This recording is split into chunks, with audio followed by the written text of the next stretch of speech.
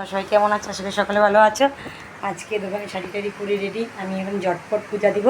তো তোমরা ভাবতে পারো যে ঝটপট পূজাটা আবার কি।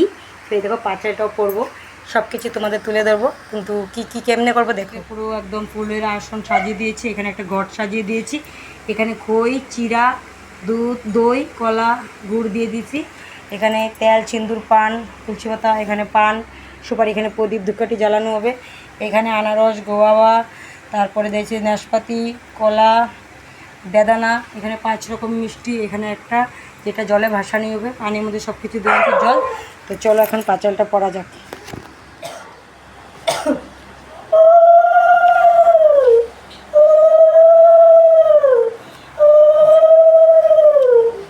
বন্ধুরা আমি এখন ঝট পূজার পাঁচালটা পরে নিই, ঠিক আছে।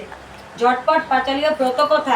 এক দরিদ্র ব্রাহ্মণী ছিল, তার এক ছেলে ও বউ আর নাতি ছিল, কিন্তু ছেলে কোনোদিনও মা বলে ডাকেননি, আর বউ কোনোদিন শাশুড়ি বলে ডাকেননি, মা বলে ডাকেননি, নাতিও কোনোদিন ঠাকুমা বলে ডাকেনি।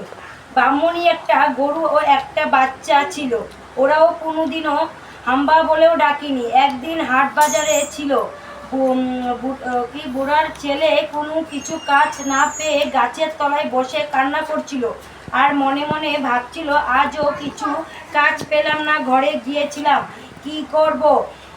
একদিন বুড়ি ছেলেকে খুঁজতে খুঁজতে দেখে বুড়ির ছেলে গাছের তলায় বসে আছে। বুড়ির ছেলেকে ডেকে এনে ঘরে বলে, ঘরে অল্প খুদ ছিল, তাতে জাউ বানিয়েছিল, তা খেয়ে আর ঘরের অল্প শস্য ছিল তা দিয়ে তেল বানিয়েছে, ওটা বাজারে বিক্রি করে যা পয়সা পাবে তা দিয়ে চাউল নিয়ে আসবে।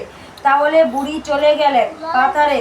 বুড়ির ছেলে বাড়িতে গিয়ে দেখে বউ ঘরে নেই, সে তার স্নান করে যাও খেয়ে কেটে দেবেন।